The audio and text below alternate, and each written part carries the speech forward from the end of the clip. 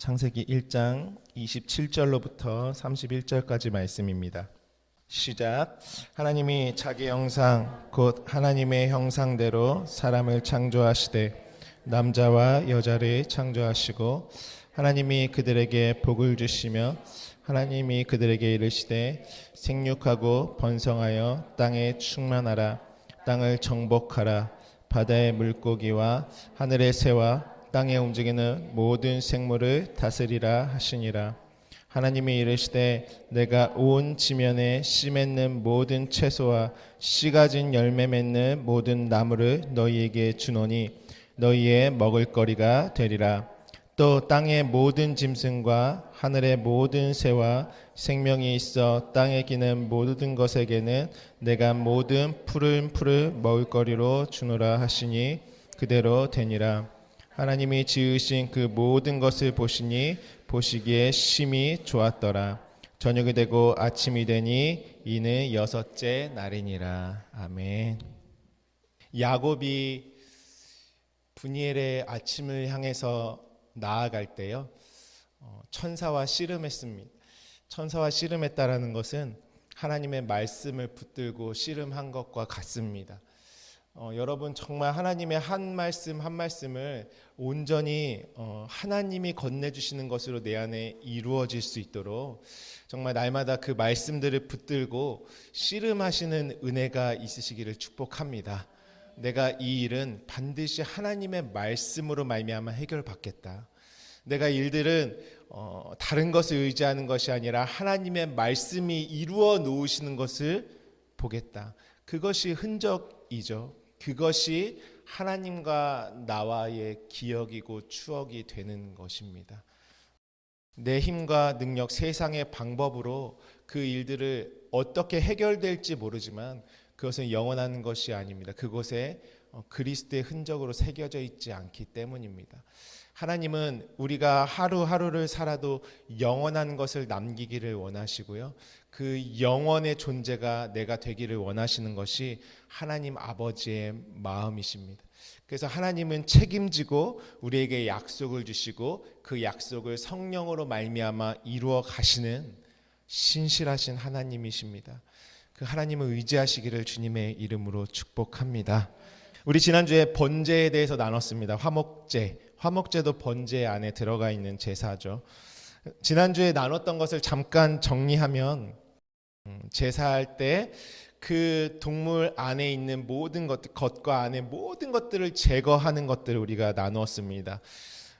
첫 번째 내장은 무엇이라고 나눴냐 하면 속마음, 속뜻, 속생각, 우리의 내부 중심, 그것이 내장이다. 기름은 땅의 것들로 살찌워져 있는 것. 그래서 성경 말씀 잘 볼 때 내 마음이 그런 기름에 잠겨 있다. 땅의 그 기름과 같은 것들에 잠겨 있다. 이런 말씀도 함께 읽었습니다. 그러니까 내 이론들, 방법과 생각, 계획, 이 모든 것들이 땅의 의로서 살찌워져 있는 것이죠. 성경에서 그러한 자들을 또 부자라고도 하지 않습니까? 율법의 의, 내가 신뢰하는 것들. 그 다음에 콩팥도 나눴습니다. 콩팥은 이제 내 속에 하나님이 이제 들여다보시고 하나하나 새롭게 하시기 시작할 때에 제사 때 드렸던 그 콩팥은 내 마음에 담고 있는 그 모든 것들, 나의 원함과 욕구를 추구하는 모든 세상의 방법들, 도구들, 구체적인 모든 것들이 콩팥 안에 들어 있었습니다. 허리는 내가 신뢰하고 의지하고 소망하고 붙들고 확신하고 있는 나의 중심이라고 함께 나눴습니다. 그 마지막으로 간에 대해서는 무거운 것. 나는 그래서 어떠한 멍에를 지고 있느냐, 어떠한 하나님이 건네주신 그 영광의 무게, 쉽고 가벼운 짐, 진리의 말씀의 짐을 그분과 함께 지고 말씀되어 살아가고 있느냐, 아니면 율법의 멍에, 이 땅의 의의 멍에들, 그 모든 수고하고 무거운 짐들을 지고 살아가고 있느냐, 그것이 간이라고 했습니다. 제사에서 번제에서는 이 모든 것들을 다 벗기고 쪼개고 분리해서 태우는 것이죠. 그것이 세 번째로 내 안에 이루어질 제사라고 우리가 함께 나누었습니다. 오늘 창세기서 말씀해 보시면 오늘 메시지 후반부에 이 나머지 제사들에 대해서도 좀 다루도록 하겠습니다. 특히 오늘 창세기 1장 29절 말씀에 보시면 하나님이 이르시되 내가 온 지면에 씨 맺는 모든 채소와 씨 가진 열매 맺는 모든 나무를 너희에게 주노니 너희의 먹을거리가 되리라 이렇게 말씀하셨습니다. 이 씨라는 것은 누가 먹는 것이냐면 우리의 형상을 따라 우리의 모양대로 사람을 만들고 그래서 남자와 여자를 창조하시고 이 온전한 사람을 이루는 그 자들이 먹는 양식, 먹을거리를 성경에서 씨 가진 열매, 씨가 있는 채소, 씨가 있는 열매 맺는 모든 나무다 이렇게 말씀하셨습니다. 여기서 오늘 중요한 것은 씨죠. 땅의 모든 짐승들이 먹는 음식은 먹을거리는 30절에 무엇입니까? 또 땅의 모든 짐승과 하늘의 모든 새와 생명이 있어 땅에 기는 모든 것에게는 푸른 풀을 먹을거리로 주겠다. 그러니까 이 땅에 짐승과 같이 살아가는 모든 존재들에게는 무엇이 없냐면 그들의 양식에는 씨가 없습니다. 씨가 없죠. 씨는 성경에서 제라라고 했습니다. 씨, 열매, 자손, 후손. 근데 재밌는 게요. 하나님께서 아브라함에게도 이 씨를 약속하시지 않으셨습니까? 내가 너에게 후손이 있게 하게. 그 모든 게 다 제라거든요. 근데 씨는 뭐 하늘의 별과 같고 바다의 모래알 같고 이렇게 말씀하시는데 재밌는 것이 씨는 단수입니다. 하나의 씨를 말씀하고 있습니다. 그러니까 아브라함을 통해서 어떤 하나님이 말씀하시는 것은 수많은 이 땅의 인류가 번성할 그러한 씨를 말씀하시는 것이 아니라 그 씨의 내용에는 단 하나 주 예수 그리스도 그 씨 우리는 무엇으로 나아진 자들입니까? 예수 그리스도의 그 씨로 나아진 자들입니다. 그러면 그리스도의 머리는 하나이시죠. 우리가 그 머리를 두고 모든 자들이 다 연결되어서 그리스도의 몸을 이루는 것입니다. 그러니까 하나님의 씨의 생육과 번성은 그리스도라는 그 영원한 생명 진리의 그 단 하나의 씨로만 우리가 나아진다. 그 약속을 주신 것입니다. 그래서 하나님께서 그 씨를 하나님의 약속의 씨이신 예수 그리스도를 우리에게 알게 하시기 위해서 이 땅의 눈에 보이는 육체의 씨를 가지고 설명해주고 계신 것입니다. 그러니까 신약성경에도 말하죠. 다 아브라함의 자손이 아니라 오직 하나님께로서 온 그 씨를 받은 믿음의 자손들만이 아브라함의 자손이다 이렇게 말씀하시는 것이죠. 예수님 여기서 이 씨를 가진 것이 곧 먹을거리 그들의 양식이다 이렇게 말씀하셨습니다. 예수님이 말씀하시죠. 내가 곧 생명의 떡이다. 너희 조상들이 하늘로부터 내려온 그 만나를 먹었어도 죽었거니와 나는 살아있는 생명의 떡이다. 내가 곧 그 만나처럼 하늘로부터 내려온 생명의 양식이다 이렇게 말씀하시죠. 곧 예수 그리스도가 씨 하나님께서 약속하신 씨의 양식이 되는 것입니다. 나에게 그리스도가 내용으로 담고 있지 않은 곧 말씀의 씨로 가지고 있지 않은 모든 말씀은 다 가라지입니다. 그리스도가 들어가 있지 않은 것은 다 무엇이냐면 푸른 풀, 씨가 없는 양식과 같습니다. 성경을 읽어도요, 하나님께서 약속하신 그 씨로 심겨지는 말씀이 아니라 그리스도가 없는 모든 들어있지 않은 말씀들은 다 푸른 풀과 같습니다. 없어질 것들이고 가라지다 이렇게 말씀하는 것이죠. 그러므로 그리스도로 생육하고 번성될 약속의 자손들을 하나님께서는 언약하고 계십니다. 우리 이 제라에 대해서 잠깐 한 말씀 더 보시면 우리 창세기 3장 15절 말씀 한번 가보도록 하겠습니다. 창세기 3장 15절 우리 함께 읽어볼까요? 시작. 내가 너로 여자와 원수가 되게 하고 내 후손도 여자의 후손과 원수가 되게 하리니 여자의 후손은 내 머리를 상하게 할 것이요 너는 그의 발꿈치를 상하게 할 것이니라 하시고. 아멘. 여기서 여자의 후손이 바로 이 씨 제라입니다. 씨는 하나밖에 없어요. 제라. 그 여자의 후손이라는 것은 그리스도의 씨가 오심으로 말미암아 모든 사단의 머리를 깨뜨리실 것을 약속하고 계신 것입니다. 그러니까 사단의 머리가 깨뜨려지기 위해서는 반드시 약속의 씨가 후손으로 오셔서 심겨지실 때에만 그 땅은 생명의 땅으로 변하는 것이죠. 누가복음 13장 18절부터 19절 말씀 한번 볼까요? 우리 한 목소리로 함께 읽어보도록 하겠습니다. 시작. 그러므로 예수께서 이르시되 하나님의 나라가 무엇과 같을까?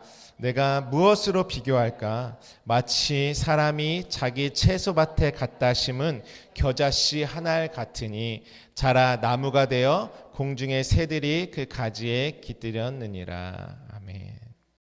우리 그 여자가 고운 가루 서말로 떡덩이를 만든 것이 바로 20절부터 나오는 비유 우리가 나눴죠.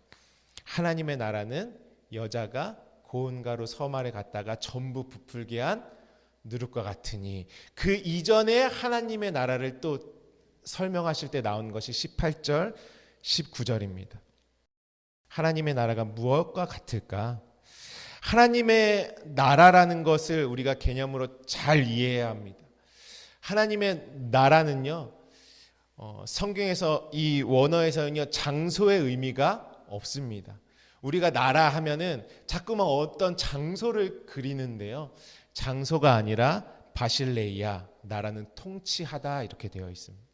그러니까 하나님의 나라는 하나님께서 통치하시는 곳이 바로 그분의 나라인 것입니다. 내가 하나님의 통치를 받고 있다면 나는 어떤 자입니까? 하나님의 나라인 것입니다. 하나님께서 다스리시고 통치하는 것을 성경에서는 바실레이아, 하나님의 나라다, 하나님의 왕국이다, 이렇게 말씀하시죠. 하나님의 통치의 방식은 무엇입니까? 세상 나라의 통치의 방식은 권세와 권력으로, 힘으로 다스리는 것이 이 세상 나라의 통치 방식입니다. 하나님의 통치와 다스리심은 무엇이냐면 하나님께서 거꾸로 자기가 사랑하시는 자들을 섬겨주시는 것이 하나님 나라의 통치 방식입니다. 이 세상과는 완전히 반대이죠. 하나님의 나라는 하나님이 사랑하시는 자들을 섬겨주시는 나라가 바로 하나님의 나라고, 그것이 하나님의 통치입니다. 하나님의 섬김을 받지 않은 모든 존재들은 그 나라가 될 수가 없습니다. 우리는 하나님을 섬길 수가 없죠. 이 세상의 종교는 어떻습니까? 사람이 신을 섬깁니다. 그렇지만 우리의 신앙과 믿음이라는 것은 무엇이냐면 하나님께서 우리를 섬겨주시는 것이죠. 사도행전 17장 24절부터 25절 말씀에 제가 한번 읽어드릴게요. 우주와 그 가운데 있는 만물을 지으신 하나님께서는 천지의 주제시니 손으로 지은 전에 계시지 아니하시고 또 무엇이 부족한 것처럼 사람의 손으로 섬김을 받으시는 것이 아니니 이는 만민에게 생명과 호흡과 만물을 친히 주시는 이심이라. 그러니까 하나님은 무엇이 부족한 것처럼 섬김을 받으시는 분이 아니다, 이렇게 말씀하시죠. 마태복음 20장 28절에도 우리가 잘 아는 말씀입니다. 인자가 온 것은 섬김을 받으려 함이 아니라 도리어 섬기려 하고 자기 목숨을 많은 사람의 대속물로 주려 함이니라. 하나님의 나라는, 그분의 통치는 하나님께서 우리를 섬겨주시는 것입니다. 예수님이 이런 말씀하세요. 사람이 나를 섬기려거든 나를 따르라, 이렇게 말씀하십니다. 예수님을 따르는 것은 곧 하나님의 섬김, 하나님의 그 뜻이, 섬김의 뜻이 내 안에 온전히 임하고 이루어질 때 그분을 따른다라고 하는 것입니다. 어떤 종교적인 열심을 그분을 따른다라고 하는 것이 아니죠. 하나님의 약속이 내 안에 온전히 이루어질 때 우리는 그분을 따른다 이렇게 말씀하는 것입니다. 그러므로 오늘 이 누가복음 13장 18절부터 19절 말씀에서 하나님의 나라는 무엇과 같을까 이렇게 말씀하실 때에 마치 사람이 자기 채소밭에 심은 겨자씨 하나에 같다 이렇게 말씀하십니다. 그러니까 채소밭에 심은 겨자씨가 곧 하나님의 나라로 그분이 나를 섬겨주시는 거예요. 이 씨가 심겨지지 않으면 하나님의 나라가 이루어질 수 없다라는 것을 말씀하고 계시는 것이죠. 곧 씨는 무엇입니까? 말씀이 육신이 돼서 오신 예수 그리스도, 하늘에서 오신 양식으로 먹을거리로 오신 그분이 바로 이 겨자씨 하나인 것이죠. 하나님의 섬김은 그러므로 말씀이신 예수께서 겨자씨로 오셔서 심겨지시는 것이 곧 그분의 섬김이고 하나님의 나라입니다. 다시 말하면 씨는 말씀이요 말씀이 육신돼서 우리 가운데 오신 예수 그리스도이십니다. 그러므로 예수 그리스도의 임하심은 무엇입니까? 하나님께서 섬김으로 통치하시는 나라를 이루기 위해서 우리 가운데 씨로서 임하신 것입니다. 그 임하심은 온전히 심겨지신다라는 것이죠. 그러면 여기에 씨가 심겨지는 곳이 어디입니까? 19절 다시 읽어볼까요? 시작. 마치 사람이 자기 채소밭에 갖다 심은 이렇게 말씀하십니다. 씨가 심겨지는 곳은 채소밭이라고 하죠. 채소밭은 원어로 보시면 동산, 정원, 성전의 의미가 들어 있습니다. 그러니까 구약에서도 하나님이 에덴 동산 말씀하실 때 에덴 동산이 곧 동산이요 원어로는 정원 이런 의미가 있죠. 그곳에 하나님이 나무가 자라게 하시는 것입니다. 그리고 그 에덴 동산이라는 것은 무엇으로 확장돼서 우리에게 설명합니까? 성전으로 확장돼서 우리에게 말씀하시죠. 곧 에덴 동산이 성전이고 성전은 곧 내가 그 성전이 되는 것입니다. 그러니까 그 동산에 그 성전에 하나님의 씨가 약속인 신 그리스도의 씨가 심겨지는 것이죠. 지난주에 우리가 말씀을 나눌 때에 우리 마음이 레위기서의 제단이다 이렇게 나누었습니다. 피가 뿌려지는데 제단에 사방의 피를 뿌린다 이렇게 말씀하시죠. 사방은 내 면을 말하고 또 내 모퉁이를 말합니다. 동서남북이죠. 그 제단이 곧 우리 마음 성전을 무엇으로 만드셨습니까? 사각형으로 만드셨습니다. 그 사라는 것은 세상을 상징하고 땅을 상징하고 하나님의 말씀이 심겨질 곳을 말씀하고 있는 것입니다. 지난 시간에 나눴듯이 그 제단에 피가 뿌려지는 것은 우리 마음에 말씀이 뿌려지는 것인데요. 오늘 말씀으로 나누면 씨가 뿌려지는 것은 동일하게 내 안에 그리스도 말씀의 생명이 내 마음밭에 뿌려지는 것과 같습니다. 예수님께서 그래서 4개의 밭을 비유하시죠. 씨가 그 4개의 밭에 뿌려지는 것입니다. 그 4개의 밭이 떨어져 있는 것이 아니라 내 마음의 상태인 것이고 그것이 옥토로 열매 맺도록 하나님이 나를 기경에 나아가시는 것이죠. 그래서 동산에서도 몇 개의 강이 흘렀습니까? 4개의 강이 4개의 밭으로 흐르는 것입니다. 그것이 성전에서 제단에 사방에 피를 뿌리는 것과 같습니다. 그래서요 예수님께서 4개의 밭을 비유로 말씀하실 때 마태복음 13장 19절 말씀에 보니까 아무나 천국 말씀을 듣고 깨닫지 못할 때는 악한 자가 와서 그 마음에 뿌려진 것을 빼앗나니 이렇게 말씀하시죠. 그러니까 씨는 결국 마음밭에 뿌려지는 것이고 이 채소밭은 곧 내 마음이고 제단이고 하나님의 동산이고 하나님의 밭인 것입니다. 우리 누가복음 말씀도 함께 찾아볼까요? 누가복음 8장 12절 말씀입니다.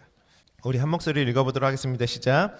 길가에 있다는 것은 말씀을 들은 자이나 이에 마귀가 가서 그들이 믿어 구원을 얻지 못하게 하려고 말씀을 그 마음에서 빼앗는 것이요. 아멘. 그러니까 씨가 심겨지는 것은 마음인 것이죠.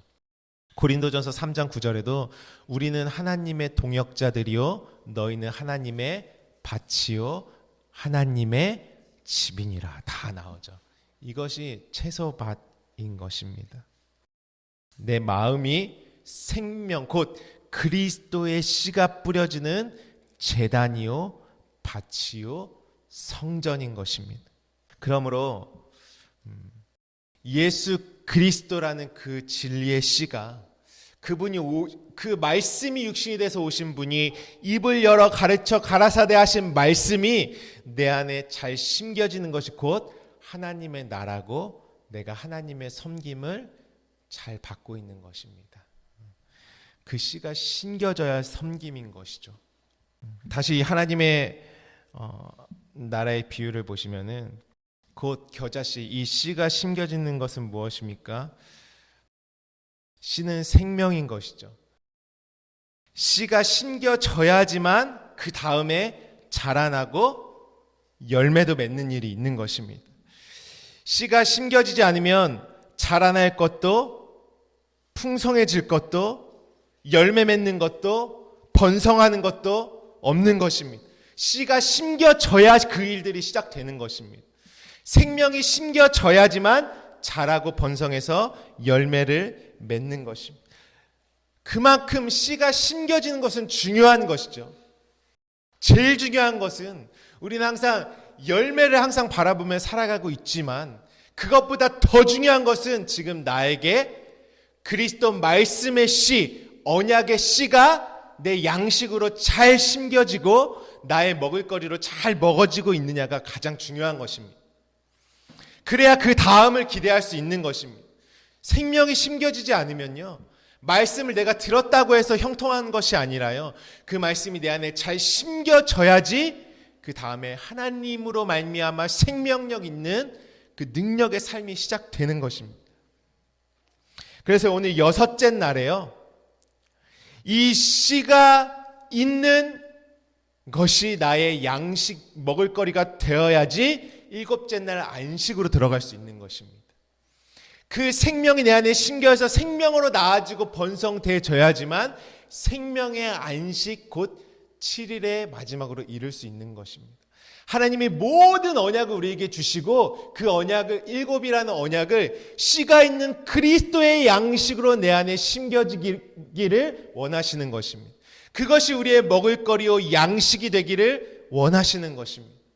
그리스도의 양식이 씨가 되지 않고 내 안에 양식이 되지 않으면 말씀은 그냥 가라지인 것입니다. 심겨지고 열매 맺을 것이 없는 것이죠. 주님은 그래서 6째 날에 하나님의 형상을 이룰 모든 자들에게는 예수 그리스도가 씨로, 그분의 말씀이 씨로 심겨져서 하나님이 내가 너희를 진리로 낳았다 하심으로 하나님의 아들들이 되게 하시고 하나님과 같은 존재와 수준으로 우리를 끌어올리셔서 그 참된 안식이 무엇인지 우리에게 그 안식과 평강을 이루시는 것입니다. 그러니까 씨가 심겨지지 않으면요, 생명이 없기 때문에 안식과 평강은 있을 수가 없는 것이죠. 그 생명력이 내 삶에 왕성해져야지 내 모든 육체의 문제들도 그 생명력이 영향을 미쳐 해결하지 않겠습니까? 심겨지지 않는데 하나님에게 응답을 달라고 하는 것을 우리가 다른 말로 기복신앙이라고 합니다. 말씀이 잘 심겨지는 것, 그것은 진실로 하나님의 약속대로 이루어지는 생명과도 같습니다. 그래서 이렇게 씨가 심겨지면 오늘 뭐라고 말씀하시냐면 사람이 자기 채소밭에 갖다 심은 겨자씨 하나에 같으니 그 다음에 뭐라고 하시냐면 자라 이렇게 말씀하고 계십니다. 자라 나무가 되어 이렇게 말씀하시죠. 이 자라다가 오늘 굉장히 중요한 핵심입니다. 아욱사노라고 합니다. 자라는 것은 기르고 커지고 증가하는 것입니다. 번성하는 것입니다. 말씀이 심겨지면요, 그 그리스도의 언약의 말씀은 반드시 자라나고 커지고 증가하게 되어 있습니다. 그 생명력으로 인해서 우리의 모든 삶은 생명력 있는 삶으로 하나님의 나라를 이루어 덮이게 되어 있습니다. 내 안에 생명력이 있다는 것은 내가 느낄 수 있는 것이죠. 말씀이 심겨져야 그 생명력을 느낄 수 있습니다. 우리가요 신앙생활 하면서요 내 신앙이 좀 성장해야 되는데, 내가 영적으로 좀 성장해야 되는데, 이런 얘기들 참 많이 합니다. 성장이라는 것은요 생명이 있기 때문에 성장하는 것입니다. 생명이 없으면 성장이 될 수가 없는 것이죠. 이 아옥사노라는 자라다라는 것은 하나님께서 나를 성장시키시는 것입니다. 나를요 자라게도 하시고 커지게도 하시고 증가하게도 하시고 생육하고 번성하게도 하십니다. 오직 그분의 약속의 말씀의 씨만이 나를 자라나게 하시는 것입니다. 우리는 그 씨로 인해서 장성한 자가 되는 것입니다. 그것이 하나님의 나라입니다. 이것이 그분의 섬김의 본질인 것이죠. 이 아옥산으를 성경에서 굉장히 많이 사용했는데요. 우리 몇 가지 말씀을 함께 읽겠습니다. 고린도전서 3장 6절부터 7절 말씀입니다. 우리 함께 읽도록 하겠습니다. 시작. 나는 심었고 아볼로는 물을 주었으되 오직 하나님께서 자라나게 하셨나니 그런즉 심는 이나 물 주는 이는 아무것도 아니로되 오직 자라게 하시는 이는 하나님뿐이니라. 아멘. 우리가 구원에 관해서 말할 때도요 반드시 어떤 개념이 들어가 있어야 구원이냐면요 자라나야 개념이 들어가 있어야 됩니다. 내 신앙은 반드시 씨가 심어졌으면 자라나는 것이에요. 자라나는 것. 그래서 하나님이 자라나게 하는 일을 하신다라고 하시는 것입니다. 고린도후서 9장 10절도 함께 읽어보겠습니다. 시작. 심는 자에게 씨와 먹을 양식을 주시는 이가 너희 심을 것을 주사 풍성하게 하시고 너희 의의 열매를 더하게 하시리니. 더하다, 이것도 아옥사노입니다. 더하다. 의의 열매, 이 더하심에는 제한이 없죠. 우리가 선으로 이거를 더하시, 그런 제한이 없습니다. 내 영혼 육의 모든 문제를 더해 주시는 것입니다. 이 생명력은 사모하시는 은혜가 있으시기를 축복합니다. 그래서 심는 자에게는 하나님께서 씨와 먹을 양식을 주십니다. 그래서 심을 것을 주셔서 풍성하게 하시는 것이 우리의 신앙입니다. 신앙은요 심고 거두는 것이, 누가요? 하나님이 심을 것을 주셔서 우리에게 심으시고 반드시 거두는 것이 신앙생활입니다. 예수님이 오신 것은 무엇입니까?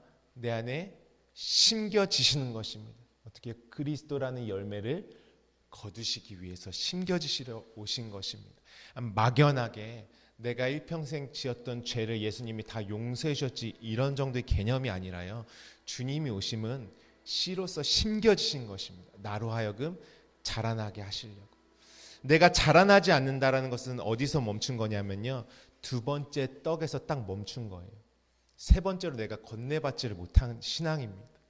주님이 십자가에 못 박히신 것도 알고 그분이 내 죄를 담당하신 것까지는 아는데 나는 자라나는 게 없는 것이 멈춰 있는 것이죠.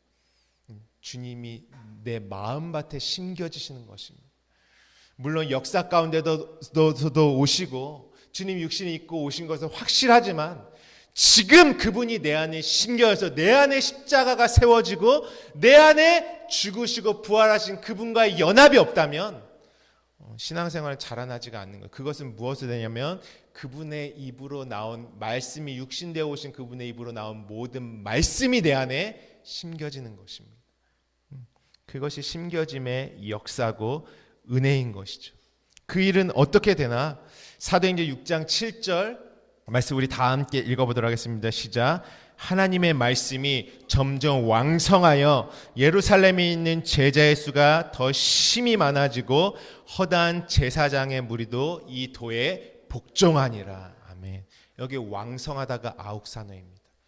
말씀의 세력이 점점 커지는 것이죠. 내 가정에 말씀의 세력이 커지는 것입니다. 잘 심겨지면 내 마음의 말씀의 세력이 커지는 것이고 내 생각 가운데도 커지는 것이고 내가 일하는 모든 환경 가운데도 하나님의 말씀이 점점 왕성하여지는 것. 이것이 아옥사노입니다. 한 말씀 더 읽어볼까요? 시작. 이와 같이 주의 말씀이 힘이 있어 흥왕하여 세력을 얻으니라. 아멘. 우리의 삶 가운데 말씀의 세력이 있으십니까? 그 말씀이 움직이고 계시다는 걸 느껴지십니까? 그것이 하나님의 일하심입니다. 그들의 위경 가운데 하나님이 말씀을 보내서 그들을 건지신다 주님이 말씀하셨습니다. 하나님께서 애굽에서 나온 이스라엘 백성들을 말씀이 있는 곳에 인도하셔서 모든 것들을 해결받게 하셨습니다. 우리의 삶은 반드시 말씀이 세력을 얻어야 합니다. 말씀이 흥왕하여서 우리의 모든 것들을 장악하시기 시작해야 하는 것입니다. 그래서 골로새서 1장 10절 말씀도 우리 함께 읽어보겠습니다. 시작. 주께 합당하게 행하여 범사에 기쁘시게 하고 모든 선한 일에 열매를 맺게 하시며 하나님을 아는 것에 자라게 하시고. 아멘. 하나님을 아는 것에서 우리가 자라나는 것입니다. 이 말씀해 보시면 어떠한 일에 열매를 맺는다고 하냐면 선한 일에 열매를 맺게 하신다 이렇게 말씀하셨습니다.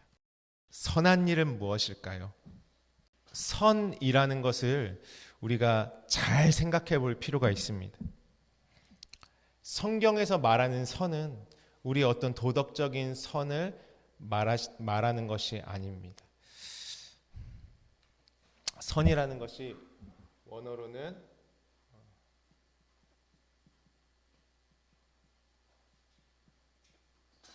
칼로스라고 합니다. 칼로스, 이게 선이에요. 이 칼로스라는 선은 무엇을 의미하냐면요, 하나님이 오늘 저와 여러분들에게 자신을 나타내 주실 때에 우리가 항상 나누죠. 정말 너무 많이 나눈 것 같아요. 보이는 것을 통해서 자신을 나타내 주신다라고 나눴죠. 우리가 육체에 볼 수 있는 것을 통해서 자신을 나타내 주시는 것입니다. 하나님이 보이는 것을 우리에게 나타내 주시는 것은 다 악한 것입니까? 그걸 선이라고 하는 것이에요. 선. 예수님이 이 땅에 오셔서요, 병든 자도 고치고 죽은 자도 살리시고 오병이어의 기적도 베푸시고 그 모든 하셨던 이적과 표적과 그분이 하셨던 일들은 다 무엇입니까? 선이에요. 우리에게 좋은 것이죠. 표적과 이적과 기사는 우리가 다 보고 느끼고 알 수 있는 것들이지 않습니까? 그것이 선이죠. 성경에서의 율법도요, 로마서 7장 12절에는요 이로보건대 율법은 거룩하고 계명도 거룩하고 의로우며 선하도다 이렇게 말씀하십니다. 율법도 선하다고 말씀하세요. 하나님이 자신을 계시하시기 위해서 보이는 것으로 주신 율법 다 선입니다. 구약의 제사도 뭘까요? 하나님이 주신 좋은 것들이죠. 우리가 하나님을 알게 되는 방법이기 때문에 제사도 선이고요. 구약에 나타났던 모든 하나님을 섬기는 방법들, 그 모든 것들이 다 선입니다. 예수께서 하셨던 보이는 이적과 기적과 표적과 능력과 하신 모든 말씀도 선입니다. 그 선의 칼로스의 선이다 이렇게 말합니다. 우리가 성경을 읽을 때 자꾸 이 선을요, 내가 예수님을 믿기 때문에 어떤 착한 일을 하고 나쁜 마음 먹지 않고 이 선을 자꾸만 이야기하는데요, 그것이 선이 아니라 하나님이 나에게 주신 것이 선입니다. 하늘로부터 온 것이 나에게 있어야 그것을 선이라고 하는 것입니다. 하늘로부터 온 것을 받지도 않아. 그래서 말씀하셨죠. 너희 안에서 선한 것이 나올 수가 없다. 너희 마음에서는 거짓과 악독밖에 나오지 않는다. 성경에서 이렇게 말씀하고 있지 않습니까? 하나님의 선을 받지도 않았는데 내가 하나님을 자꾸만 섬긴다라고 하는 것이죠. 뭐냐면 이 선은 하나님이 보이는 것을 통해서 다 공급해 주신 것. 이 세상도 뭘까요? 하나님의 칼로스입니다. 하나님의 신성을 다 넣어두셔서 하나님의 진리를 우리에게 알아가게 하시는 것.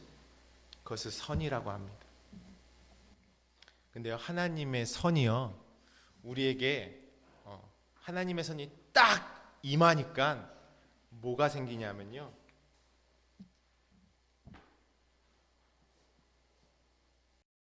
악이 생깁니다. 쉽게 설명해 드릴게요. 악이 무엇인지. 예수님께서 이 땅에 오셔서 안식일에 병든 자들을 고치셨어요. 그 안식일에 병든 자들을 고치신 것은 무엇입니까? 선이죠. 근데 바리새인들이 그걸 놓고서 이 병든 자를 고친 것에 하나님이 그 사건을 주신 내용에는 관심이 없어요. 왜 눈이 떠지고 왜 문둥병이 고쳐지고 주님이 행하신 이적들을 통해서 하나님이 지금 약속으로 나를 어떻게 만들어 가실지 눈이 떠지지 않죠. 그래서 뭐라고 하냐면 자기네들끼리 안식일에 병든 자를 고치는 게 맞냐 틀리냐. 자기 마음 가운데서 자신이 뭘 나눠요? 선악을 나눠요. 옳고 그름을 나누죠. 자기들이 그것이 정한 거냐 부정한 거냐 막 이렇게 판단을 하기 시작합니다. 두 가지로 나누어진 마음을 하나님은 악이라고 하시는 거예요. 정한 거, 부정한 거, 깨끗한 거, 더러운 거 계속 나눔. 이것을 무엇이라 하냐면 내가 스스로 만든 율법이에요. 하나님이 주신 선을 가져다가 내 마음에서 내가 계속 그거 가지고 저 사람은 뭐 구제 안 하네, 뭐 안 하네. 약속에는 전혀 약속과 상관없이 내가 혼자서 계속 나누는 것입니다. 그것을 성경에서는 악이라고 하는 것입니다. 하와가 하나님이 주신 생명나무를 아담과 하와에게 주셨을 때 그것이 곧 말씀의 씨, 언약의 씨, 그리스도 자체가 생명나무입니다. 그것을 주셨을 때 하와에게 어떤 마음이 있었죠? 그것이 보암직도 하고 먹음직하게 탐스럽기도 하다. 십계명에서 첫 계명에 나 외에 다른 신이 없다 말씀하시고 마지막 계명에 말씀한 이웃의 것을 탐하지 마라. 탐심은 무엇이냐면 육체의 정욕입니다. 그러니까 우리가 육체가 있기 때문에 정욕이 없을 수가 없죠. 왜냐하면 영의 것을 받아본 적이 없잖아요. 그러니까 육체의 소욕만 있는 나죠. 육체의 소욕만 있는 나는 육체의 원함만을 쫓아 살아갈 수밖에 없는 게 우리 모든 원래의 우리였습니다. 근데 그러한 나에게 하나님의 선이 임하면은 탐심이라는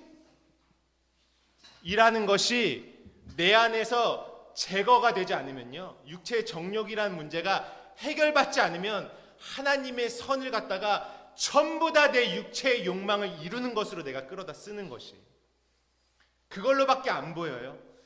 하나님의 말씀에 그렇게 통달했다고 생각하는 당대의 바리새인들, 서기관들, 선지자들, 율법 선생들이라 할지라도 그들에게 예수의 죽으시고 부활하셔서 그 십자가의 은혜가 통과되지 않으니까 탐심의 문제가 해결되지 않는 것이에요.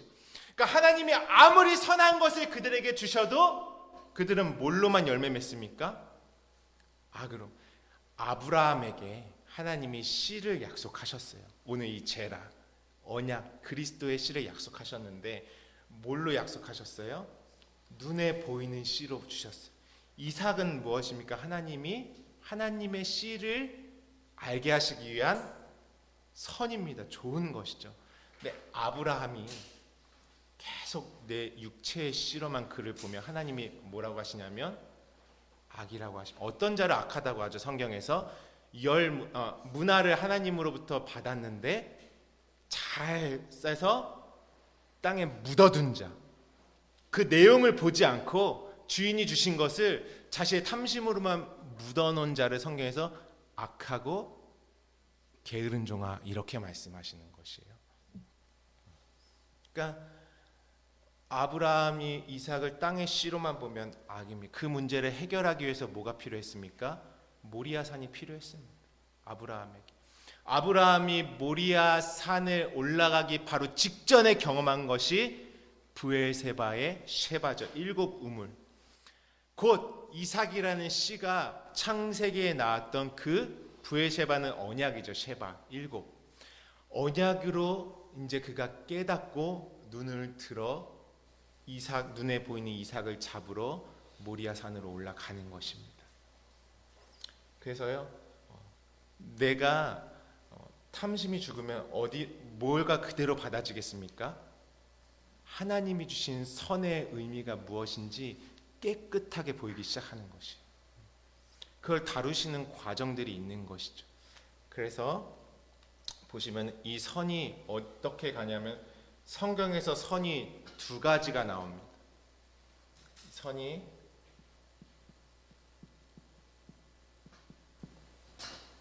칼로스는요, 보이는 것으로 내용을 담아서 주신 선이에요. 그 내용이 오늘 어떻게 해요? 내 안에 씨로 심겨졌네. 그리고 그거대로 내가 열매를 맺는 것이에요. 자라나고 왕성해지고 흥왕해지고 막 하나님의 선 그대로 심어져서 막 생육하고 번성하고 말씀의 세력이 확장되는 것을 뭐냐면 이것도 선입니다. 아가도스의 선이라고 합니다. 이 선이 구약 성경에 오늘 하나님이 여섯째 날 마지막에 뭐라고 하시죠? 하나님이 지으신 그 모든 것을 보시니 보시기에 심히 좋았더라. 그렇죠. 그게 토부예요.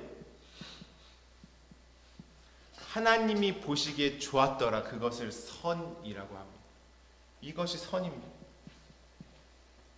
하나님이 창조하시고자 하는 의도대로 내 안에 이루시고자 하는 의도대로 하나님의 말씀이 양식되어져서 내 안에 이루어져야 진짜 하나님이 보시기에 좋았더라는 이 아가도스의 선으로 나아가는 것입니다.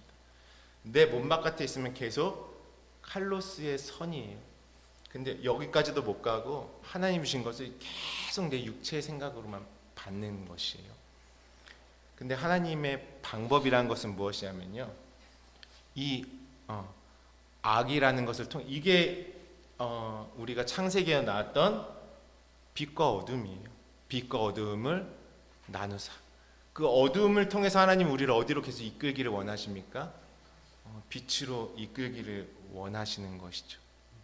그래서 하나님의 말씀이 계속 눈에 보이는 어떤 육신의 안목으로 하나님의 것이 계속 받아지면요, 내용을 모르면 그것을 하나님은 악이라고 하십니다. 아무리 말씀을 많이 봐도 스스로가 계속 나누는 것이죠. 어린아이들이 듣기 아주 좋게, 우리 아이들도 있으니까 아주 쉬운 예로 제가 맞을지 모르겠는데, 내가 병들어서 막 아픈 거예요. 감기 걸려서 막 콜록콜록하고 엄마가 약을 줬어요. 약은 뭐예요? 선이에요. 아이들이 이 선을 알까요? 오로지 내 입에 지금 쓰냐 다냐, 시럽이 들어있는 약이냐 시럽이 없는 약이냐, 될 수 있으면 나는 괜찮아, 이 약은 안 먹을 거야. 그건 뭐예요? 나를 깨끗하게 할 수 없는 것이에요. 좀 쉽게 이해가 되시죠? 내가 혼자 그거를 존내 나쁜 애 하고 있는 거예요. 받아놓고서 문화를 그 수건을 벗겨가지고 내용을 받아서 내가 치료받고 회복되고 내가 살아나고 완전히 세워져야 되는데 계속 겉에만 이건 쓰고 이건 달고 좋고 계속 이 탐심으로 그것을 보는 것입니다. 이해가 되시죠, 우리 아이들? 끄떡끄떡해서 소혜리가 확실하게 이해한 것 같아. 우리 어린이들도요.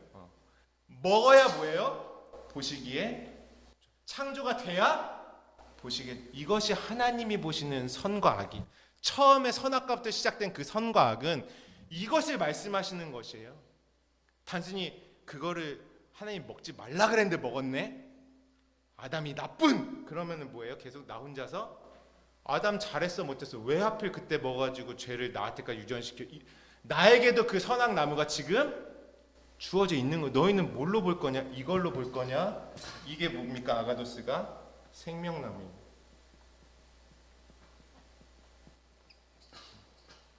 그러니까 우리의 어떤 행위로도요, 우리의 무엇으로도요 선을 이룰 수가 없어요. 성경이 그것을 우리에게 말씀하시는 것이죠. 내가 말씀이 이제 하나하나 깨달아지고 이 말씀이 그러한가요? 계속 말씀을 묵상하면서 그 말씀이 내 안에 흥황되면 계속 나는 어느 쪽으로 가는 것이에요? 하나님의 의도하신 대로 내가 계속 나아가고 있는 것이에요. 이 씨가 잘 심겨지는데 관심이 없는 신앙은요, 다음이 없는 것입니다. 내가 하나님의 이 아가도스의 선으로 이루어질 수가 없는 것이. 하나님이 원하시는 것은 그 안식을 이루기 위해서 보시기에 좋았더라 하시는 그 창조가 우리에게 이루어지고 응하여지기를 하나님은 원하시는 것입니다. 그것이 우리의 신앙. 그러니까 하나님이 주신 말씀을 잘 심는 것, 이것이 우리가 살 길입니다. 그 말씀을 성령을 의지해서 잘 깨닫는 것, 그것이 내가 살 길인 것입니다. 행위로는요, 바리새인들을 우리가 따라갈 수가 없어요. 그들의 육체의 의로는요, 그들을 따라갈 수가 없는 것이. 그러니까 성경은요, 용서도 사랑도 우리 행하는 모든 것도 다 관점을 바꿔버리시는 거예요. 용서 너희의 그것이 용서가 아니다. 내가 이 진리의 양식을 줄 수 있을 때 그 진리의 흘림을 용서라고 합니다. 모든 것을 하나님의 차원으로 우리 끌어올리시는 것이죠. 그래서 하나님이요, 이러한 마음밭을 어떻게 하셔야겠어요? 말씀이 잘 심겨질 수 있도록 이 모든 무엇이 4개의 밭에 있는 가시밭, 돌짝밭, 그죠? 길가밭, 그 모든 것들을 깨끗하게 하시는 작업을 하시는 것입니다. 호세아 10장 12절 13절 함께 읽어보겠습니다. 시작. 너희는 자기를 위하여 공의를 심고 인애를 거두라. 너희 묵은 땅을 기경하라. 지금이 곧 여호와를 찾을 때니 마침내 여호와께서 오사 공의를 빛처럼 너희에게 내리시리라. 너희는 악을 밭가라. 죄를 거두고 거짓 열매를 먹었나니 이는 내가 내 길과 내 용사의 많음을 의뢰하였음이라. 아멘. 뭘 의뢰하였대요? 내 용사를. 그것들이 솔로몬의 기도에서 나왔던 적군이죠. 내 용사를 의지하는 것. 그것이 내 생각, 내 뜻, 내 마음이라고 우리가 함께 나누었습니다. 그리고 거짓 열매를 먹었대요. 하나님의 약속이 무엇인지 모르는 것입니다. 거짓 열매를 먹었어요. 그것이 악한 밭이라는 것이. 그 악한 밭을 갈아라. 기경해라. 묵은 땅을 어떻게 하라고요? 기경해라. 주님이 말씀하십니다. 지난주에 나눴던 그러므로 제사라는 것은 무엇입니까?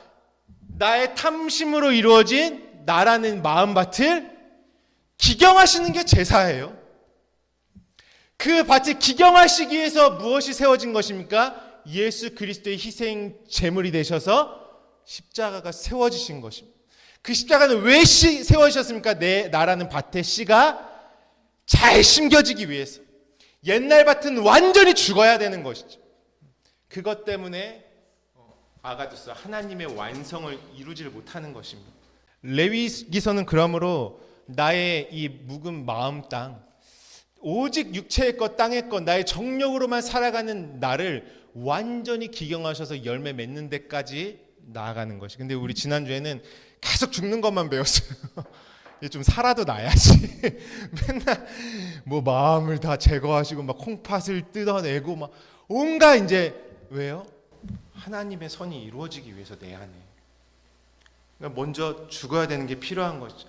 세 번째로 건네받은 씨가 심겨졌다면 내가 죽기 시작하는 것입니다. 씨가 죽을 때 함께 죽는 것이죠. 우리 함께 레위기서 1장 14절부터 17절 함께 있습니다. 시작. 만일 여호와께 드리는 예물이 새의 번제이면 산비둘기나 집비둘기 새끼로 예물을 드릴 것이요 제사장은 그것을 제단으로 가져다가 그것의 머리를 비틀어 끊고 제단 위에 불사르고 제단 곁에 흘릴 것이며 그것이 모이 주머니와 그 더러운 것은 제거하여 제단 동쪽 재버리는 곳에 던지고 또 그 날개 자리에서 그 몸을 찢되 아주 찢지 말고 제사장이 그것을 제단 위에 불 위에 있는 나무 위에서 불살라 번제를 드릴지니 이는 화제라 여호와께 향기로운 냄새니라. 아멘. 지난주에는 같은 번제이긴 한데요, 짐승, 가축으로 드려지는 번제에 대해서 함께 나누었습니다. 오늘은 그 가축에서 어디로 새롭게 갈아탔죠? 새의 번제입니다. 새의 번제는요, 우리 한번 이 말씀 그대로 띄워놓고요, 한번 5장으로 한번 가보겠습니다. 7절만 함께 읽어볼까요? 5장 7절 시작. 만일 그의 힘이 어린 양을 바치는 데에 미치지 못하면 그가 지은 죄를 속죄하기 위하여 산비둘기 2마리나 집비둘기 새끼 2마리를 여호와께로 가져가되 하나는 속죄물을 삼고 하나는 번제물을 삼아. 그러니까 번제와 속죄제가 다 화제인 것이죠. 불로 드리는 제사. 근데 특별히 여기서 뭐라고 말씀하시냐면 어린 양을 바치는 데에 그의 힘이 미치지 못하면 이렇게 말씀하십니다. 그의 힘이 미치지 못하면 산비둘기 2마리, 집비둘기 새끼 2마리 이렇게 말씀하시죠. 힘이 미치지 못한다는 게 어떤 의미일까요? 이 구약에서는 이제 그의 여러 가지 형편과 상황을 말하는 거겠죠. 제사를 드리는 자의. 그것이 신약에서는 무엇이냐면 심령이 가난한 자입니다. 새 제사는요, 아무나 드릴 수 있는 제사가 아니고요. 지난주에 어떻게 됐죠?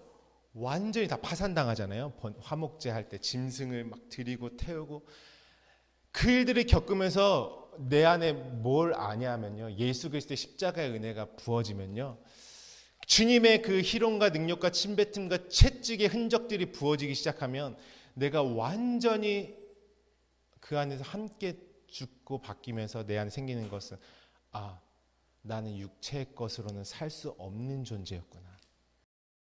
나는 하나님의 말씀이 아니고서는 진짜 아무것도 아닌 존재였구나.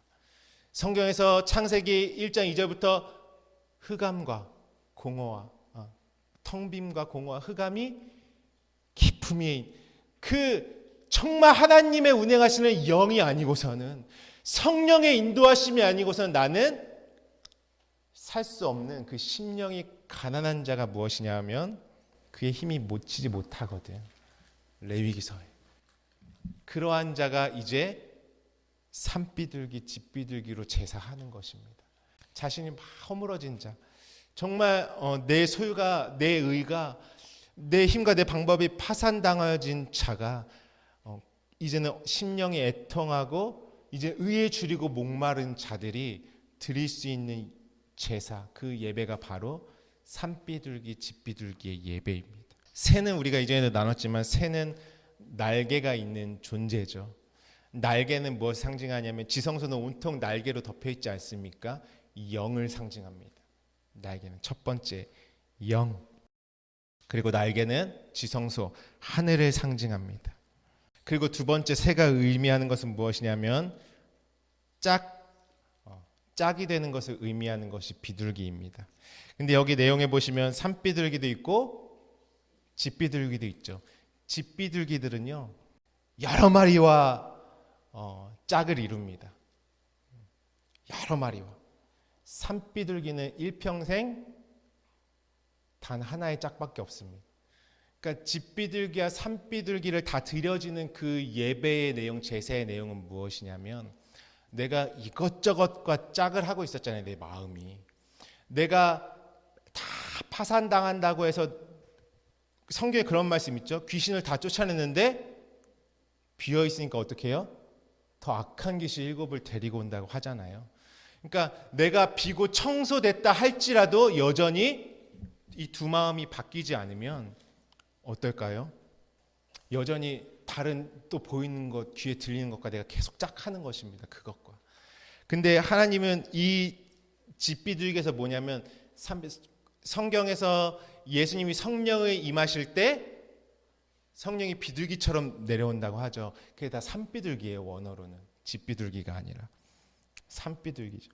그러니까 창세기서 6장 2절에도 그 사람의 아들 네피림 얘기하실 때 사람의 아들들이 하나님의 아들들이 사람의 딸들의 아름다움을 보고 자기들이 좋아하는 모든 여자를 아내로 삼는데요. 막 모든 여자. 그러니까 씨가 없는 생명이 없는 말씀과 계속 하나님의 사람들이 짝하는 것이에요. 오만 소리들 다 붙들고 그것과 짝하고 그것을 갖다가 어디요? 내 마음의 씨로 심는 거예요. 계속 저 사람의 말도 심어넣고 뭐 이런 환경도 내 안에 심어넣고. 그러니까 나오는 열매는 뭐밖에 없습니까? 거룩하지 않은 열매들만 계속 삶에서 광야에서 계속 맴도는 것이에요. 만나가 뭔지 모르니 반석에 물이 뭔지 모르기 때문에 그런 것입니다. 그런 것처럼 자신들의 눈에 보기 좋은 것을 짝 하는 것이죠. 그러니까 산비둘기와 집비둘기, 이제는 내가 집비둘기를 거쳐 오직 영이신 그리스도의 영, 진리의 영, 오직 그리스도와만 짝 하는 예배인 것입니다. 산비둘기와 집비둘기, 그래서 너희는 영과 진리로 예배하라. 모양과 그림자로 예배하지 말고 오직 영과 진리로 예배하라. 그래서 성령을 부어주지 않습니까? 비둘기 같은 그 신령한 말씀 안에 성령으로 예배해라. 이것이 산비둘기와 집비둘기의 제사입니다. 그 형편이 이제 안 되는 거야. 내 것으로 하나님 앞에 이제 더 이상 드릴 게 없어. 이제 하나님께서 심으실 것만, 그 섬김을 받기만을 사모하는 자인 것입니다. 시편 74편 19절 우리 함께 볼까요? 우리 함께 읽어보겠습니다. 시작. 주의 맷비둘기의 생명을 들짐승에게 주지 마시며 주의 가난한 자의 목숨을 영원히 잊지 마소서. 이것이 산비둘기입니다. 산비둘기 순결한 것이죠. 근데 이 산비둘기의 생명을 들짐승들에게는 주지 말라고 하십니다. 성경에서 말하죠. 돼지는 어떻습니까? 거룩한 것을 돼지에게 주지 말면, 개에게 주지 말. 개에게 주지. 개, 돼지는 뭐예요? 깨끗하고 그걸 봐도 거기에 다 똥 싸고 오줌 싸는 게, 그러니까 여기서 그 말씀인 거죠. 산비둘기의 셈, 그 신령한 영의 것을 들짐승들에게는 주지 말아라, 이 말. 받아도 온전히 받지 못하는 것이죠. 그러면서 그 자들이 어떤 자예요? 가난한 자의 목숨을 영원히 잊지 마소서. 그러니까 그 산비둘기, 그 영으로만 살기 원하는 자들을 하나님이 기억해달라는 간구와 탄원인 것입니다. 아가서 2장 12절도 함께 읽어보겠습니다. 시작. 지면에는 꽃이 피고 새가 노래할 때가 이르렀는데 비둘기의 소리가 우리 땅에 들리는구나. 이 상반절에 보시면 이제 막 땅이 회복되고 하나님의 열매를 맺고 신랑과 신부가 온전히 짝을 이루어서 막 열매 맺는 노래들입니다. 그때 들리는 것이 무엇입니까? 산비둘기의 소리가 이제 우리 땅에 들리는구나. 영과 진리의 그날이 이르는 것이죠. 근데 여기 특이한 것은 무엇이냐면 비둘기 완전히 쪼개지 말라고 하십니다. 여러분, 아브라함도 제사할 때 어떻게 했죠? 세 번째로 샬랏이 3년 된 것 짐승들을 취해라 하시고 마지막에 산비둘기와 집비둘기인데 산비둘기와 집비둘기는 아브라함이 쪼개지 않았습니다. 그러니까 영은 쪼갤 수 없다라는 것이에요. 인간의 생각은 다 나눠지죠. 땅의 생각은 하나님이 아무리 선을 주셔도 내가 원하는 걸로 다 조각냅니다. 가루로 만들어버리죠. 내가 말씀을 조각내죠. 1.1핵이 하나로 모여서 하나의 떡이 돼야 되는데 1.1핵으로 받아버리죠. 그게 다 뭐냐면은 쪼개는 것이죠. 그런데 영은 쪼갤 수가 없다는, 영의 말씀은 쪼개지지가 않습니다. 진리의 말씀은 쪼개지지가 않습니다. 그러니까 아브라함도 쪼갤 수가, 육신의 생각들은 다 쪼갰죠. 아브라함 쪼갤 수 없었고 이 제사에서도 쪼개지 말아라 이렇게 말씀하시는 거예요. 완전히 쪼개지 말아라. 근데요, 또 재밌는 것은 계속 3년 된 아브라함과 약속하실 때 그렇게 나오다가 마지막에 집비둘기와 산비둘기는 그 3년 된이 나오지가 않습니다. 이미 어떻게 됐어요? 내가 넘겨받은 자들이 드려지는 예배예요. 세 번째로 내한테 와야지 내가 그 진리의 말씀, 영과 진리로 더욱더욱 나아가는 예배가 되는 것이죠. 거기는 샬랏이 3년 되는 것이 붙지 않습니다. 우리 한 말씀 더 읽어보도록 하겠습니다. 레위기서 15장 28절 29절 한번 읽어볼까요? 시작. 그의 유출이 그치면 이레를 센 후에야 정하리니 그는 8째 날에 산비둘기 2마리나 집비둘기 새끼 2마리를 자기를 위하여 가져다가 회막문 앞 제사장에로 가져갈 것이요. 이 유출병 우리가 지난 시간에 나누었죠. 그 신약성경 혈류병 여인, 하나님이 생명을 공급해 주시는데도 계속 그 생명이 새해나. 근데 여기서는 산비둘기와 집비둘기로 가져갈 수 있는 자는 그 유출병이 그치는 자. 더 이상 자기의 생각과 뜻이 죽은 심령이 가난한 자들이 이제 산비둘기와 집비둘기를 가져가서 영과 진리로 예배하는 것입니다. 그래서 유출이 그치면 이렇게 말씀하고 계신 것이죠. 그러므로 이 산비둘기와 집비둘기에서 오늘 무엇이라고 말씀을 우리 레위기서 1장 이제 가보시면은 뭘 제거하라고 하시냐면은 16절에 보시면은 그것의 모이주머니라고 나와 있죠. 모이주머니는 이렇게 현저하게 두드러진 모양을 말씀하고 있습니다. 새가 먹을 것을 저장해 놓는 거죠. 그러니까 새가 가지고 있는 양식인 건데 그 양식이 다 무엇이 양식이 된 것입니까?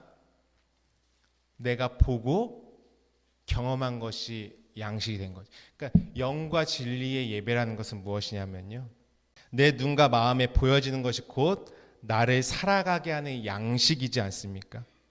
이것은 무엇이냐면 나의 보는 것을 새롭게 해주시는 예배인 것이에요. 영과 진리로 내 눈을 뜨게 해주시는 예배인 것입니다. 이제는 하나님이 신령한 것들을 볼 수 있도록, 우리가 이제 많이 나왔죠. 내 눈이 호라호 될 수 있도록 하나님이 보는 것을 보게 해주시는 예배가 무엇이냐면 영과 진리의 예배로 나아가는 것이죠. 이전에는 내가 보고 양식 삼았던 것, 그래서 이 모이주머니를 떼서 불살라 버리는 것입니다. 내가 보는 것들을 새롭게 해주시고, 아브라함도 무엇을 받았나요? 모리아 산에서 그의 눈이 이제는 열어지는 것이, 눈이 떠져. 사도 바울도 눈에 비늘이 보여 눈이 떠지는 것이죠. 영과 진리에 대한 차원이 다른 예배, 같은 번제이지만 영과 진리로 드린 예배는 골방의 예배고, 그것에 하나님이 내 마음의 눈을 밝히사 신령한 영의 눈으로 내 온몸이 밝아지는 시간인 것입니다. 그때 하나님이 약속의 말씀대로 나를 이제는 자라나가게 하시고 세우시는 시간인 것이죠. 신령한 것들에 눈이 뜨이는 시간인 영과 진리의 예배인 것입니다. 말씀과 성령으로 진리가 내 안에 깨달아지고 열어지는 시간인 것이죠. 그러므로 가축의 제물로부터 시작되는 모든 번제의 제사의 내용은 무엇이냐면 결국엔 산비둘기와 집비둘기의 제사를 내용으로 가지고 있고 그것으로 완성되기 위해서 시작된 것입니다. 그래서요, 이 비둘기의 제사는 육에 속한 자를 영에 속한 자로 완전히 이제는 바꿔주시는 것입니다. 떡으로만 살던 자를 말씀으로 사는 자로 변화시키시는 것입니다. 율법의 행위가 아닌 영과 진리로 사는 자로 만드시는 것입니다. 육의 정욕에 매여서 종으로, 세상의 종으로 살던 나를 참 진리의 양식으로 안식의 삶, 주인된 삶, 다스리는 삶으로 바꿔주시기 시작하는 것입니다. 그것이 영과 진리로 예배하는 자들입니다. 그것이 지나면은 마지막으로 드려지는 제사가 곡식으로 드려지는 제사입니다. 이제 산비둘기에 집비둘기에도 그 손이 미치지 못하면 그것은 무엇이냐면 이제 마지막은 내가 있어요, 없어요? 내가 보는 것까지 다 죽었어요. 그러니까 내 안에는 이렇게 볼 게 남아있지 않고 오직 하나님이 주신 것만 보이는 것입니다. 그것을 고운가루 10분의 1이라고 합니다. 10분의 1은 11조이죠. 10분의 1은 무엇입니까?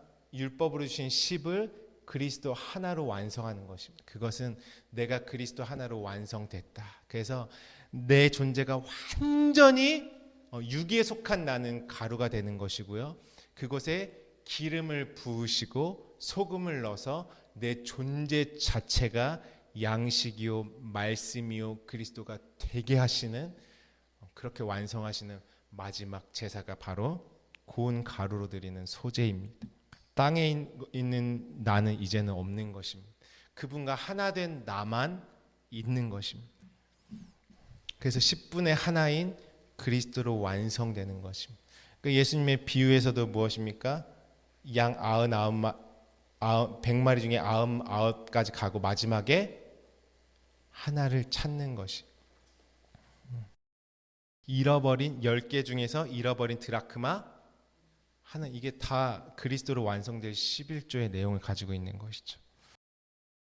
그러므로 우리의 삶의 목적은 하나님이 나의 심령을 가난하게 하시고 애통하게 하시고 의에 줄이고 목마르게 하셔서 하나님의 영의 것을 사모하게 하시는 것입니다. 그 과정은 무엇이냐면 오늘 나눴듯이 하나님이 주신 씨가 그리스도의 언약이 내 안에 잘 심겨지도록 하는 내 밭을 기경하는 것입니다. 그것이 제사의 내용입니다. 결국에는 그 짐승으로부터 시작된 제사가 마지막에 하나의 떡덩이가 되는 말씀으로 끝맺음 되는 것입니다. 말씀이 육신이 돼서 오신 그분이 육체인 나에게 오셔서 내 육체가 그 말씀 되어짐으로 하나님의 언약이 완성돼서 뭐라고요? 하나님이 보시기에 좋았더라. 그리고 안식과 8일의 삶으로 나아가는 것입니다. 그러므로 결국에는 내가 이 마지막 하나의 떡으로 완성돼야 오늘 마지막 하나님이 보시기에 좋았더라가 되는 것이에요. 우리가 할 일은 무엇입니까? 약속의 씨, 말씀이신 그리스도를 내 안에 잘 심는 것이. 모든 말씀이 성경의 1.1회까지도 다 예수 그리스도를 말씀하고 계십니다. 오늘 온전케 되리 찬양을 했어요. 참 매주 영감 있는 선거인 것 같아요.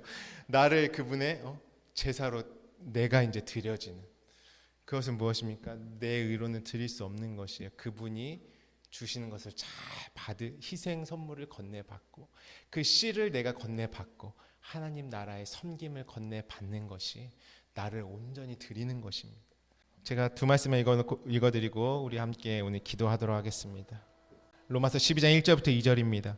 그러므로 형제들아 내가 하나님의 모든 자비하심으로 너희를 권하노니 너희 몸을 하나님이 기뻐하시는 산 제물로 드리라. 이는 너희가 드릴 영적 예배니라. 너희는 이 세대를 본받지 말고 오직 마음을 새롭게 함으로 변화를 받아 하나님의 선하시고 기뻐하시고 온전하신 뜻이 무엇인지 분별하도록 하라 말씀하십니다. 골로새서의 바울이 이렇게 말씀하죠. 하나님과 하나로 있는 바울이 이렇게 고백합니다. 이 비밀은 만세와 만대로부터 감추어졌던 것인데 이제는 그의 성도들에게 나타났고 하나님이 그들로 하여금 이 비밀의 영광이 이방인 가운데 얼마나 풍성한지를 알게 하려 하심이라. 이 비밀은 너희 안에 계신 그리스도시니 곧 영광의 소망이니라. 우리가 그를 전파하여 각 사람을 권하고 모든 지혜로 각 사람을 가르침은 각 사람을 그리스도 안에서 완전한 자로 세우려 함이니 이를 위하여 나도 내 속에서 능력으로 역사하신 이의 역사를 따라 힘을 다하여 수고하노라. 하나님과 하나 된 자들이 그분과 함께 섬기는 일을 하는 것입니다. 무엇 때문에요? 이 지혜로 각 사람을 가르침은 그리스도 안에서 완전한 자로 세우기 위해서 하는 것입니다. 잘하고 세우기 위해서 일을 하는 것입니다. 바울이 고백하죠. 내가 모든 것을 해로 여김은 내 주 그리스도 예수를 아는 지식이 가장 고상하기 때문이라. 내가 그를 위하여 모든 것을 잃어버리고 배설물로 여김은 그리스도를 얻고 그 안에서 발견되려 함이니 내가 가진 의는 율법에서 난 것이 아니요 오직 그리스도를 믿음으로 말미암는 것이니 곧 믿음으로 하나님께로부터 난 의라. 이렇게 말씀하고 계십니다. 여러분, 그리스도를 얻는 것, 그리스도가 심겨주는 것이 가장 큰 복입니다. 우리 삶의 모든 일들도 그리스도 그 영원한 진리의 말씀 안에 심겨질 때 하나하나 그 생명력으로 해결받기 시작하는 것입니다. 다른 길을 없나니 오직 예수께서 열어놓으신 이 한 길밖에는 없습니다. 그러므로 우리 오늘 함께 기도하기를 원합니다. 우리 삶에 하나님의 말씀이 세력을 얻으셨으면 좋겠습니다. 우리 가정에 그 말씀이 흥왕하여졌으면 좋겠습니다. 그러려면 잘 심겨져야 합니다. 그리스도의 그 씨, 제라. 결국 하나님이 가장 기뻐하시는 모습으로 열매 맺을 그 씨가 우리의 양식 되어야 하는 것입니다. 그러한 자들은 하나님이 혼자 말씀을 볼 때도 이제 열어주시기 시작하실 것이에요. 내 탐심을 버렸기 때문에, 다 태워졌기 때문에, 그리고 내 모든 일들을 그분과 함께 진정으로 시작될 것입니다. 말씀이 흥왕하신 그 세력은요, 우리가 감당할 수 있는 수준이 아닌 것이에요. 같이 기도하실 때 하나님의 약속의 씨가 내 안에 양식되게 하시고 내 묵은 땅을 기경하셔서 오늘 잘 심겨지게 하여 주시옵소서. 그리고 그 말씀이 자라서 흥왕하여 세력을 얻게 하시고 내가 그 약속대로 잘 자라나게 하여 주시옵소서. 우리 함께 오늘 주신 말씀 붙들고 기도합니다. 하나님 아버지 감사합니다. 하나님